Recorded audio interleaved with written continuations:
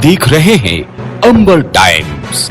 जल जीवन मिशन के अंतर्गत रतलाम जिले में किए जा रहे कार्यों में गड़बड़ी पाए जाने पर कलेक्टर ने ठेकेदार पर एफआईआर और बांजना विकास खंड के उपयंत्री को निलंबित करने के निर्देश दिए। कलेक्टर कुमार पुरुषोत्तम ने कार्यपालन यंत्री और सहायक यंत्री पर भी कार्रवाई करने का प्रस्ताव शासन को भेजा। बांजना विकास खंड के 4 गाँव में जल जीवन मिशन के अंतर्गत किए जा रहे निर्माण कार्यों में भारी गड़बड़ी मिली थी, जिस पर कार्रवाई करते हुए कलेक्टर ने सोमानी कंस्ट्रक्शन के संचालक पर एफआईआर करने के आदेश दिए। वहीं पीएचई विभाग के उपयंत्री को निलंबित करने के निर्देश भी कलेक्टर ने दिए हैं। रतलाम जिले में करोड़ों रुपए की लागत से जल जीवन मिशन के अंतर्गत नल जल योजना, शासकीय स्कूलों और आंगनबाड़ियों में पेयजल की व्यवस्था के कार्य किए जा रहे हैं। रतलाम के बांजना विकास खंड में आभापाड़ा, पोनबट्टा, धूलपुरा, हेवड़ा दामा, कला गांव में गड़बड़ी की शिकायत कलेक्टर को मिली, जिसकी जांच में ये पाया गया कि स्कूलों में नल से जल देने के कार्य के तहत बनाए गए प्लेटफॉर्म के सरिये का उपयोग उसमें नहीं किया गया, परंतु भुगतान कर दिया गया। इस प्रकार की गड़बड़ी पाए जाने पर कलेक्टर ने सख्त एक्शन लेते हुए ठेकेदार सोमानी कंस्ट्रक्शन के विरुद्ध एफआईआर तत्काल दर्ज कराने के निर्देश विभागीय अधिकारियों को दिए। साथ ही उपयंत्री को निलंबित करने के निर्देश दिए। कलेक्टर ने बताया कि कार्यपालन यंत्री तथा सहायक यंत्री के विरुद्ध कार्रवाई का प्रस्ताव शासन को प्रेषित किया गया। इस मामले में कलेक्टर कुमार पुरुषोत्तम ने बताया, देखिए, बाजना विकास खंड में और जो नल जल योजना के अंतर्गत स्कूल और आंगनवाड़ियों में पेयजल की व्यवस्था करने के निर्देश थे और उस पर काम किया गया। उसकी जांच में ये पाया गया कि जो प्लेटफॉर्म का निर्माण कार्य था बहुत ही घटिया था। जो रीइंफोर्समेंट होना चाहिए स्टील का और बाकी जो चीज़ें हैं उसमें बहुत कमी थी। अब चूंकि ये शासकीय धन का दुरुपयोग है, ये अनियमितता की श्रेणी में है, इसलिए मेरे द्वारा संबंधित ठेकेदार के खिलाफ एफआईआर करने के निर्देश दिए गए हैं। एफआईआर दर्ज होगी, ठेकेदार को ब्लैकलिस्ट किया जाएगा और उसमें जितने अधिकारी हैं उनकी भूमिका की भी जांच होकर उन पर भी कार्रवाई होगी।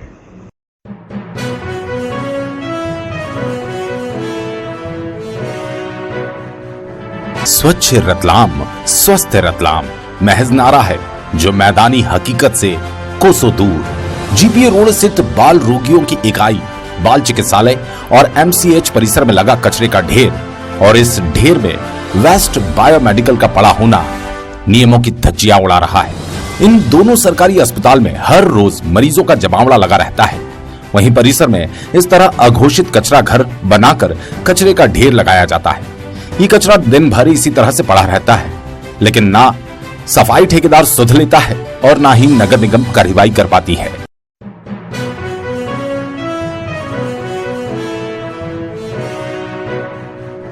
प्रदेश सरकार महिलाओं के सम्मान में कानून बनाकर अनेकों योजनाओं से सम्मानित करती है, लेकिन सरेआम महिलाओं के साथ होने वाली मारपीट शर्मसार भी करती है। मारपीट करने वालों का ऐसा ही अमानवीय चेहरा भी उजागर हुआ है, जो कानून को बौना ही साबित कर रही है। खबर के मुताबिक गुरुवार को पुराने कलेक्टर कार्यालय परिसर में 2 लोगों ने एक महिला के साथ मारपीट की। मारपीट में महिला अचेत हो गई। बताया जाता है कि महिला यहां लोक सेवा केंद्र में आधार कार्ड बनवाने पहुंची थी, लेकिन उसे भगा दिया गया तो वो आक्रोशित हो गई। इसी बीच 2 लोगों ने पकड़कर उसे पीट दिया। मारपीट करने वाले दोनों लोग सरकारी कर्मचारी होना बताया गया है। मारपीट करने वालों का कहना था कि महिला पत्थर फेंक रही थी, जिससे कांच फूट गया, जिसके सीसीटीवी फुटेज भी मिले हैं। लेकिन इस तरह सरेआम सड़क पर एक महिला को सरकारी कर्मचारियों द्वारा पीटना मानवीयता पर सवाल ही खड़े कर रही है कि क्या महिलाओं के लिए यही सम्मान है। ये अब सरकार और प्रशासन को सोचना होगा कि क्या इस तरह 2 पुरुषों का मिलकर पीटना सही कदम था।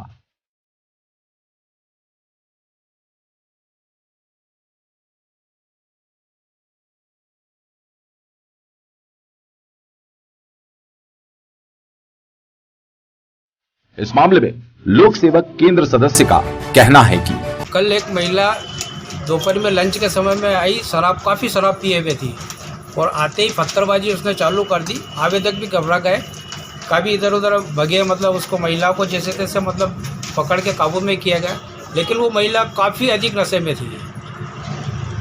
इस वजह से उसने धमाल उत्पाद मचा रखा पूरा। उसके साथ कुछ पिटाई वगैरह भी हुई थी? कुछ पिटाई तो नहीं, उसके लिए थोड़ा सा मतलब पत्थरबाजी कर रही थी, लोगों पे प्रहार कर रही थी। वो सामने आवेदक बैठे हुए थे, इधर भी बैठे थे, उसको सिर्फ पकड़ा पकड़ी करी है।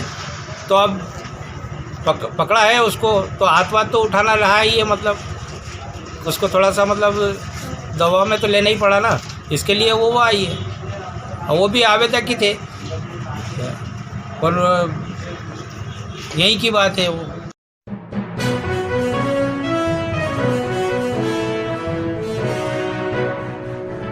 शहर में विकास कार्यों की सौगात देने के लिए तेजी से काम किए जा रहे हैं, वहीं अधूरे पड़े विकास कार्य अब सिरदर्द बनते जा रहे हैं। ये है ईदगाह रोड वाला नाला जो जाटों का वास तक जा रहा है। इस नाले का निगम ने निर्माण कार्य शुरू किया था, जो लंबे समय से बंद पड़ा है। अधूरा निर्माण कार्य अब मुसीबत खड़ी कर रहा है। इस क्षेत्र में जाट समाज सहित अन्य समाजों की धर्मशालाएं भी हैं, जहां अधूरा निर्माण होने से दीवारों से गंदा पानी रीसने लगा। नाले की सफाई तो दूर की बात, नाले में स्वयं निगम कर्मी ही गंदगी डाल रहे हैं, जिससे हर समय इन क्षेत्रों में प्रदूषण पनपता रहता है। समाजजन एवं क्षेत्रीय रहवासी बताते हैं। कन्हैयालाल जहाज। किस तरह की समस्या आ रही है? समस्या तो यही है कि जो रुके हुए नाले जो अधूरे छोड़ के गए बीच बीच में, वो बनना चाहिए।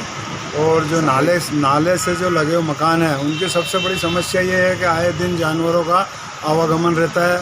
खतरनाक जानवर घरों के अंदर घुसते रहते हैं, और इससे मच्छर वगैरह और जो आज स्थिति गंदगी है, इसे बराबर सफाई नहीं हो पा रही है। बस हमारा तो यही निवेदन है नगर निगम प्रशासन से और माननीय विधायक जी महोदय साहब से, इनको संज्ञान में लेना चाहते हैं कि जो अधूरे नाले जो छूटे हुए बीच बीच में, उनको तुरंत पूरे किए जाए। और यही हमारी मांग है विधायक जी से और नगर निगम प्रशासन से। और यह पुलिया जो है, इसका भी कुछ बहुत 2-3 बार टेंडर पास हो चुका शायद, और अभी तक इसका भी कुछ निराकरण नहीं आया है। हाँ, ताकि वो जेसीबी अंदर जाती नहीं है, और पुलिया के अंदर पूरा नाला जाम है, जेसीबी सफाई नहीं हो पाती इससे। किस तरह की समस्या आ रही है? किस तरह मतलब हमेशा नाला जाम रहता है, इसकी तीनों मुखिया खोलना चाहिए। और मच्छर इतने हैं कि आप रात को वहाँ बैठ नहीं सकते हो। कोई नगर निगम वाला या कोई अधिकारी यहाँ पे आ जाए और 1 घंटे में बैठ जाए तो उसको अगले दिन मलेरिया हो जाएगा। इतना मतलब मच्छर इधर पैदा हो रहा है। इनकी सफाई कंटिन्यू होना चाहिए। नाले की सफाई नहीं हो रही, बहुत जाम लगा हुआ है, और आसपास रहने वालों को बहुत मच्छर रात को इधर लक्का बिटा चलता, सब ज़्यादा मच्छर इधर है लक्का बिटा चलते। और इसको पुलिया को भी चौड़ी होने के इसके सेंक्शन हो गया, पर ये चौड़ी नहीं हो पा रही है। बस ये जो मच्छर मेन समस्या, इधर इतने मच्छर आते हैं रात को, तो कोई बैठ नहीं सकता इधर। और ये चाक जो है सब ये नाले जो वो तो आगे उधर जो बोरा वाखल में है, उधर तो पूरी नाली कर दी है उन लोगों ने, उधर निकास ही नहीं है पानी का। उसके वहाँ से भी उधर आगे से पहले कौन को खोलना चाहिए आगे जाके, तो ये ऑटोमेटिक नाला इधर चल लगा। इधर बहुत चौड़ा, उधर आगे जाके इधर नाली कर दी बोरा वाखल में जाके। यही समस्या है मेन। और पानी इधर बहुत जाम हुआ पड़ा है। और ये जो पानी की जो लाइन पाइप लाइनें जा रही है, ये पीने के पानी की पाइप लाइन है, इसमें बहुत दूषित पानी इसमें घुस रहा है। इसको भी व्यवस्था दूसरी की जाए। नाले के अंदर जो पानी जो है बहाव जो जाता है यहाँ से, वो ओवर होकर घरों में पानी भराता है। पिछले साल भी जो है वो घरों में आधे घंटे पानी गिरा अपना, वो घरों में पानी भरा गया। तो उस पानी भराव के कारण जो हमने जो देखा है अनपढ़ लोगों ने, कि एक तो नाले की चौड़ाई जो है आगे 100 फीट चौड़ाई थी, उसको उठा के 25 फीट करीबन कर दिया है। और जहाँ पे पानी पूरे मोहल्ले का आता है, बाजना स्टैंड, चौमी की पुल, घास बाजार, और इधर से तो पानी का सारा जमावड़ा यहाँ हो जाता है। पानी का जो बहाव का वेग है वो कम पड़ जाता है इसके कारण से। और दूसरा जो नाली नहीं बनाते नीचे से इनको, तो प्लास्टिक जितना भी होता है, आए 8वें दिन हमको फ़ोन 181 पे करना पड़ता है। 8 दिन में आके सफाई कर जाते हैं, पहले नगर निगम 1-2 बार, फिर वापस वो कहते हैं इनकी आदत ही ऐसी हो गई है, ये रोज़ शिकायत करते हैं। और आप देख लो पहले नाले की कंडीशन क्या है। जब इतना भराव रहेगा, मच्छर होंगे, तो उसकी सफाई होना चाहिए। और नाले के चौड़े किसी भी हालत में कम नहीं होना चाहिए। चौड़ाई बढ़ाना है, घटाना नहीं है एक इंच भी, हमारे यहाँ कम से कम। और हमारा जो निजी होटला बना हुआ है, उसको भी चौड़े नगर निगम बनाए तो कोई एतराज़ नहीं हमें। चौड़ाई नहीं घटाने देंगे किसी भी हालत में। बोरा बाखल में बहुत सकड़ा था। वो बोरा बाखल में जाकर सकड़ा हो गया है। और जहाँ पे पानी का अवरुद्धपना है, नगर निगम इंजीनियर सब जानते हैं अच्छी तरीके से कि भाई 1 घंटे में 4 इंच बरसात हो तो कितना घन मीटर पानी आएगा, और वो अपनी गति से बाहर निकलना चाहिए। बस हमारी ये समस्या है। रोज़ तो नगर निगम कोई सुनने वाली है नहीं हमारी। हमने कोशिश कर दी नाले को जो ढकने के लिए कि भाई अपन पेड़ हरियाली लगाते यहाँ पे, तो कोशिश कर दी, वो बोले ताड़ा बना दे, फिर वापस हमने तोड़ के उसको जो है बंद किया वापस काम को। तो हम तो बिल्कुल नाला दिखने नहीं देंगे हमारे यहाँ कम से कम।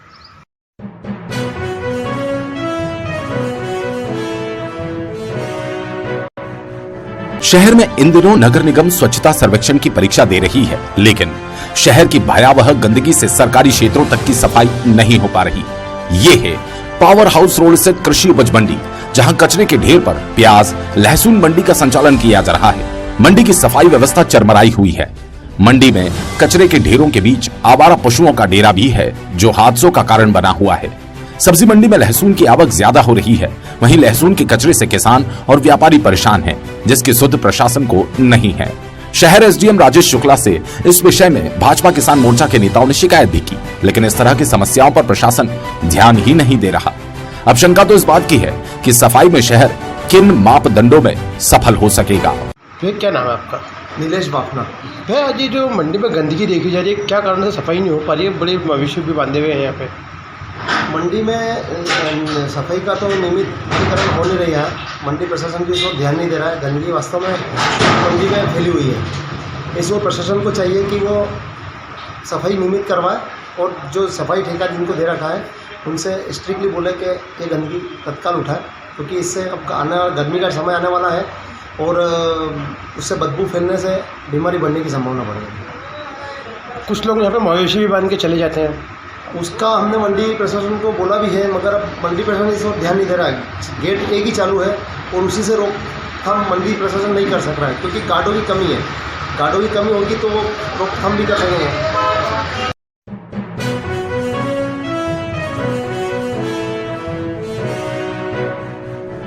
ऑल इंडिया गार्डर्स काउंसिलिंग के बैनर तले रेल कर्मियों ने रतलाम रेल मंडल द्वारा निकाले गए एक आदेश का जमकर विरोध किया।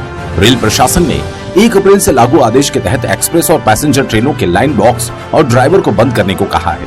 आदेश के खिलाफ रेल कर्मियों ने नारेबाजी की। हम अपना अधिकार मांगते हैं, किसी से भीख मांगते। लाइन बॉक्स हमारा अधिकार है, अधिकार है, अधिकार है।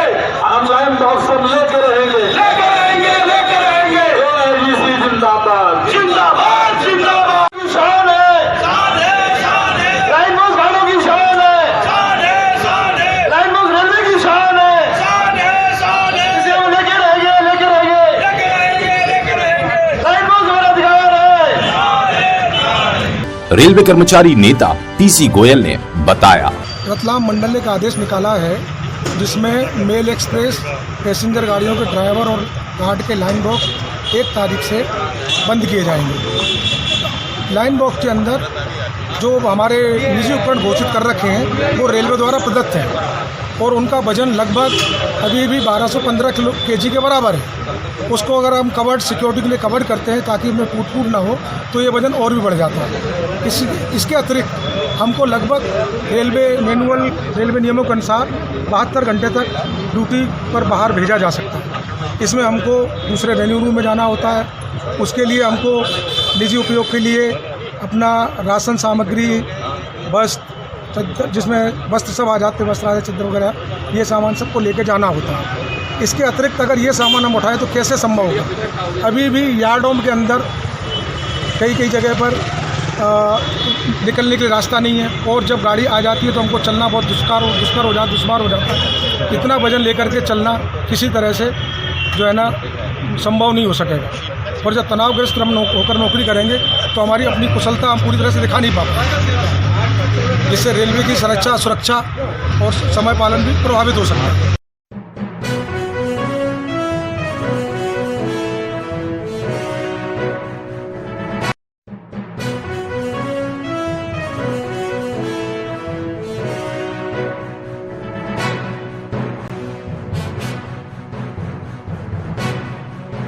आप देख रहे हैं अंबर टाइम।